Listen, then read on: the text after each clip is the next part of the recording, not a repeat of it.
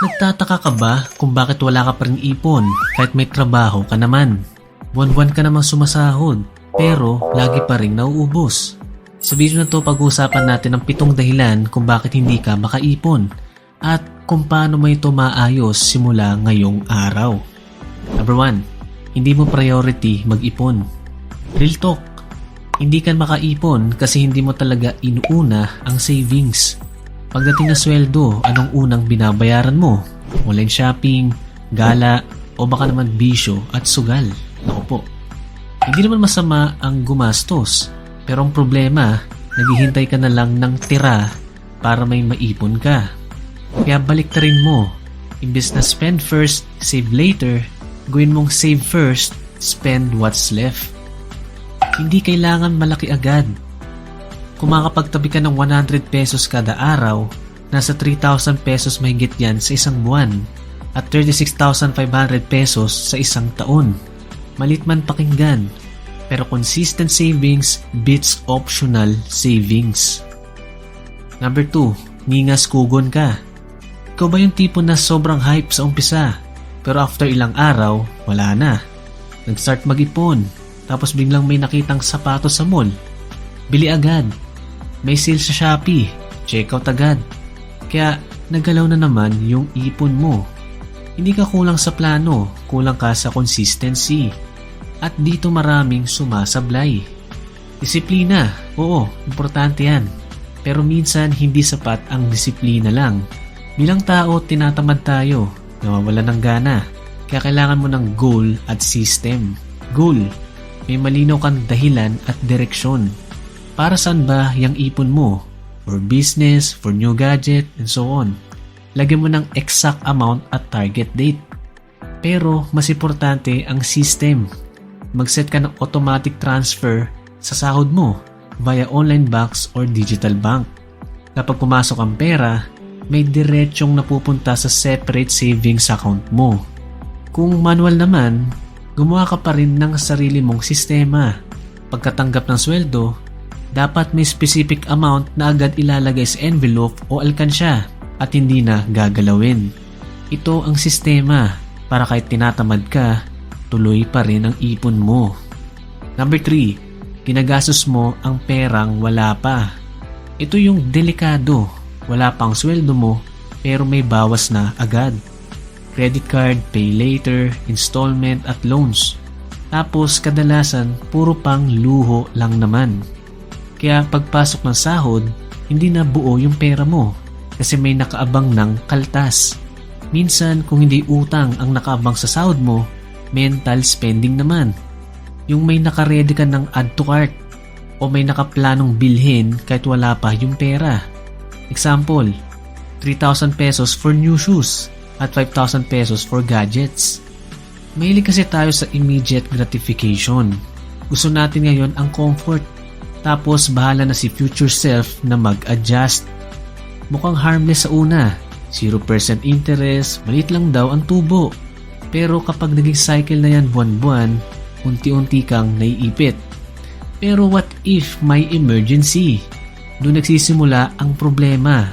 Diyan nagiging delikado ang mga pay later na yan at credit card debt pagdating sa mga late payments.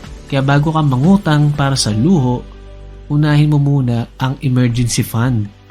Ideally, 3 to 6 months ng expenses mo. Mas mabuti pa rin gumastos gamit ang perang hawak mo kaysa umutang para lang masunod ang gusto mo. Susunod naman yung isa sa mga problema ng mga Pinoy. Pero bago tayo magpatuloy, kung gusto mong lagi updated sa ganitong content, like and subscribe at pakihit na rin ang notification bell. Salamat! Number 4, breadwinner pressure. Kung ikaw ang panganay, OFW o pinakamalakas kumita sa pamilya, parang automatic na responsibilidad mo na ang lahat. Minsan pati extended family, ikaw na ang takbuhan. Walang masama tumulong. Mahal natin ang pamilya natin. Pero ang problema, kapag ikaw lang ang inaasahan, ikaw lang din ang nauubos. May mga pagkakataon na kaya pa namang magtrabaho ng iba, pero dahil may breadwinner, nagiging komportable na lang silang umasa. At dito ka na nahihirapang mag-ipon. Hindi dahil sa magastos ka, kundi dahil marami kang sinasalo at cargo. Kaya kailangan may limit at boundaries ka. Mag-set ka ng fixed amount na kaya mo lang ibigay. Mas healthy ang pamilya kapag may kanya-kanyang ambag at responsibilidad.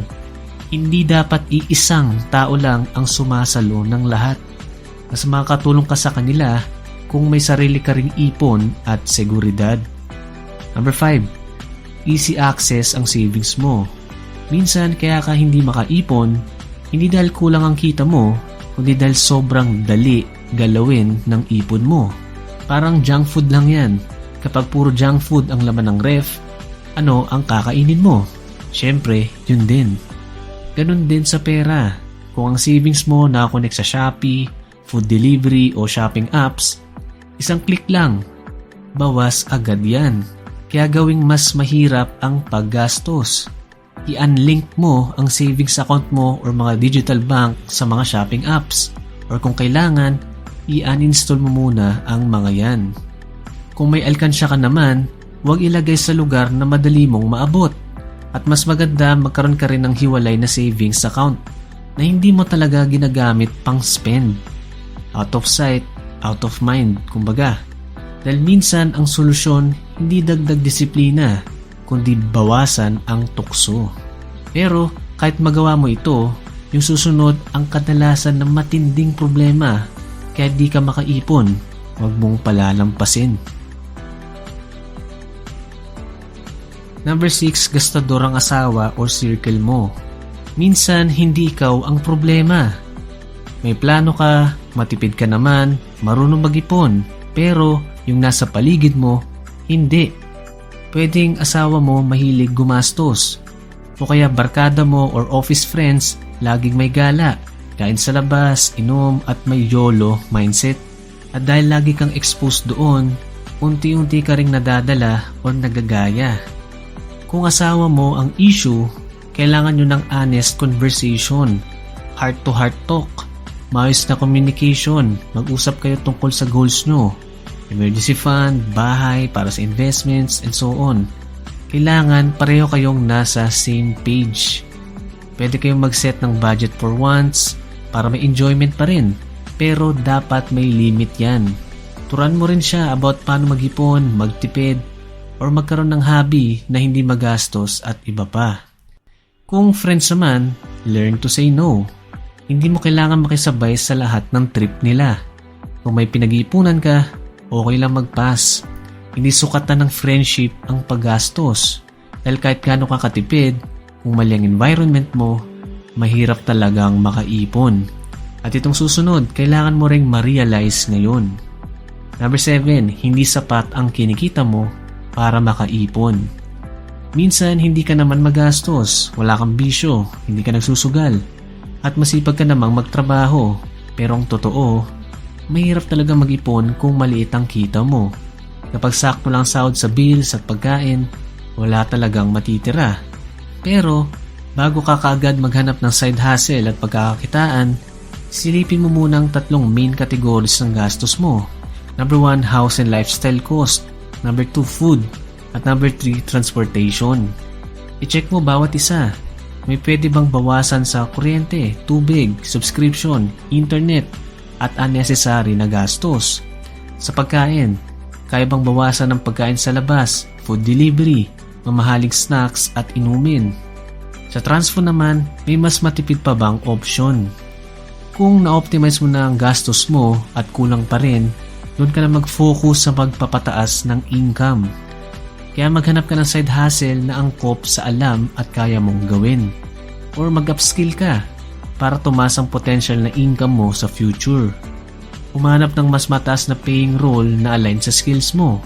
Dahil habang tumataas ang presyo ng bilihin, kung pareho lang ang sweldo mo, na kontento ka dyan, at naniniwala kang hanggang dyan ka na lang, mahihirapan ka talagang makaipon at makausad.